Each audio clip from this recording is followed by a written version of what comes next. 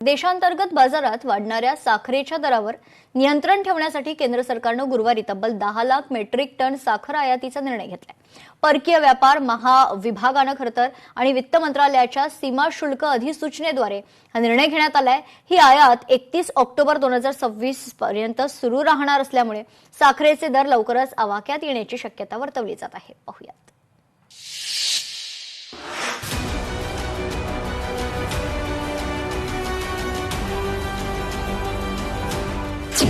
T20 धोरण ठरले साखरेच्या भाववाढीचे कारण।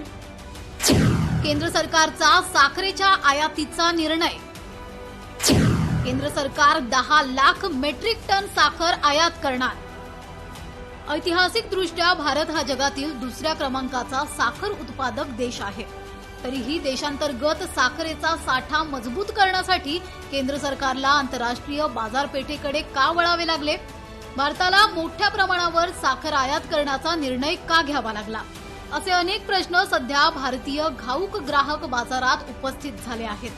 त्याला कारणही तसेच आहेत। देशांतर्गत बाजारात साखरेच्या दराने 70 ते 75 रुपये प्रति किलोचा टप्पा ओलांडल्यामुळे केंद्र सरकारने 10 लाख मेट्रिक टन साखर आयातीचा निर्णय घेतलाय। सणासुदीचा हंगाम तोंडावर असताना महिनाभरात साखरेच्या दरात लक्षणीय वाढ झाली।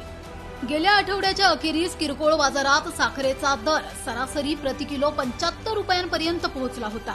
देशातील साखर उत्पादनाचा चुकलेला अंदाज, इथेनॉल निर्मितीकडे ऊस वळवणे, साखर निर्यातीत केलेली वाढ यांसारख्या कारणांमुळेच ही परिस्थिती ओढवली असल्याचे आरोप आता विरोधकांकडून होत आहेत। ग्राहक व्यवहार मंत्रालयाच्या आकडेवारीनुसार अवघ्या महिनाभरात देशातील साखरेच्या सरासरी किरकोळ किमतीत तब्बल 16% वाढ झाली आहे। जुलैच्या अखेरीस देशांतर्गत बाजारात साखरेचा दर प्रति किलो 48.18 रुपये इतका होता। 20 ऑगस्ट पर्यंत तो वाढून 56 रुपयांपर्यंत पोहोचला। मागील 4 दिवसात त्यात आणखीनच वाढ झाली असून साखरेचा दर सर्वसामान्यांच्या आवाक्याबाहेर गेला आहे।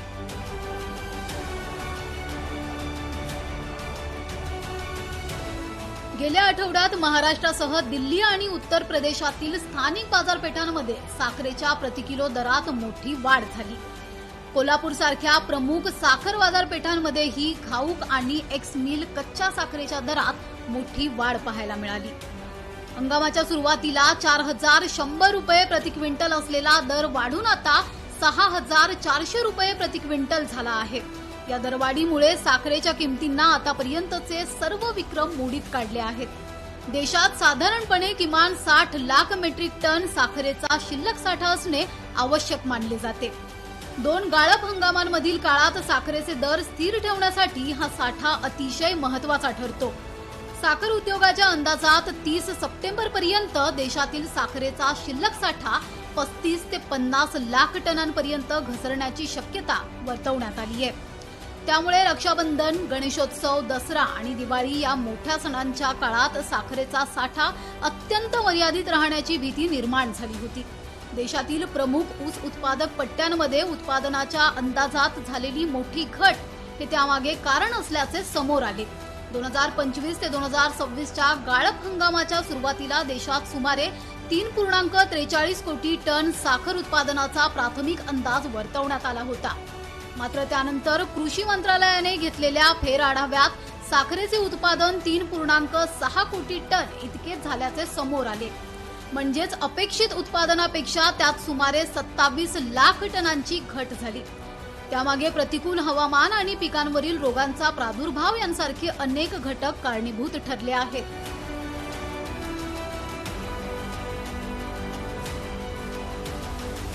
पश्चिम आणि दक्षिण भारतातील प्रमुख ऊस उत्पादक पट्ट्यांत यंदा पावसाचे प्रमाण असमान राहिले।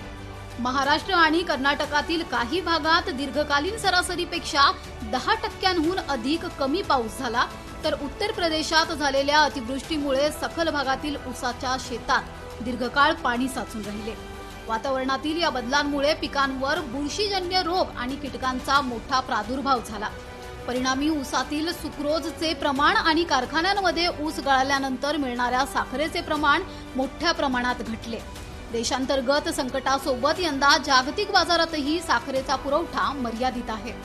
थायलंडमधील घटलेले उत्पादन आणि मध्य दक्षिण ब्राझीलमधील प्रतिकूल हवामानामुळे यावर्षी जागतिक पातळीवर सुमारे 33 लाख टन साखरेचा तुटवडा निर्माण होण्याचा अंदाज वर्तवण्यात आलाय.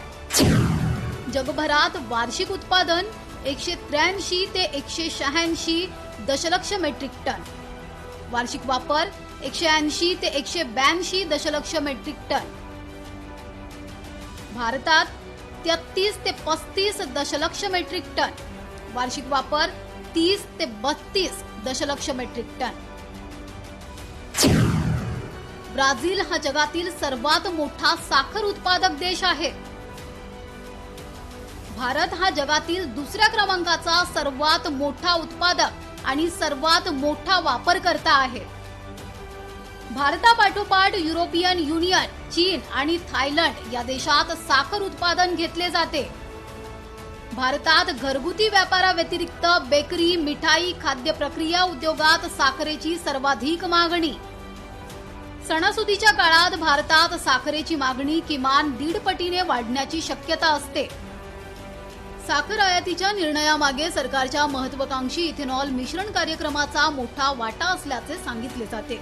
2022 मध्ये 10% इथेनॉल मिश्रणाचे उद्दिष्ट वेळेपूर्वी साध्य केल्यानंतर केंद्र सरकारने 2025 ते 2026 या पुरवठा वर्षात पेट्रोलमध्ये 20% इथेनॉल मिश्रणाचे उद्दिष्ट ठेवले.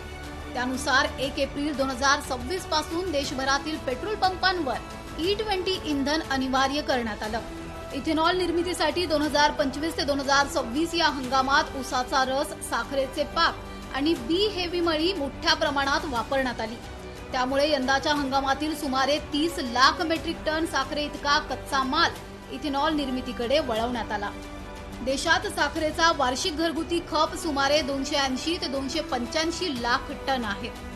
जर हे 30 लाख टन साखर इथेनॉलकडे वळवले नसते तर देशातील शिल्लक साठा सहज 65 लाख टनांच्या वर गेला असता आणि पिकांचे नुकसान होऊनही साखर आयात करण्याची वेळ आली नसती, असे मत तज्ज्ञांनी व्यक्त केले आहे.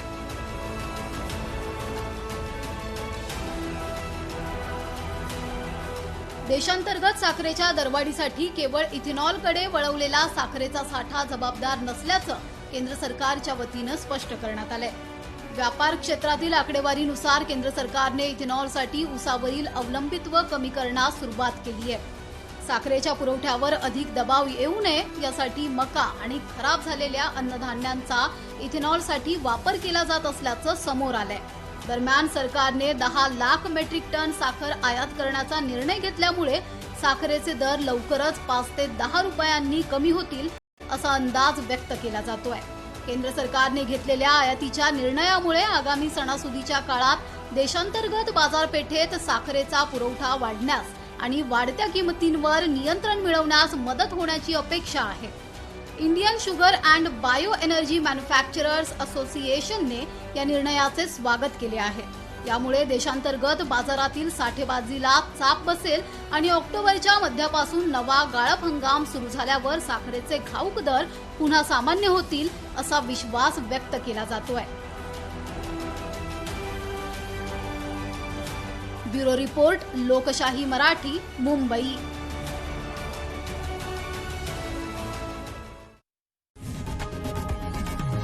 लोकशाही मराठी ऐका, पहा, जागरूक रहा.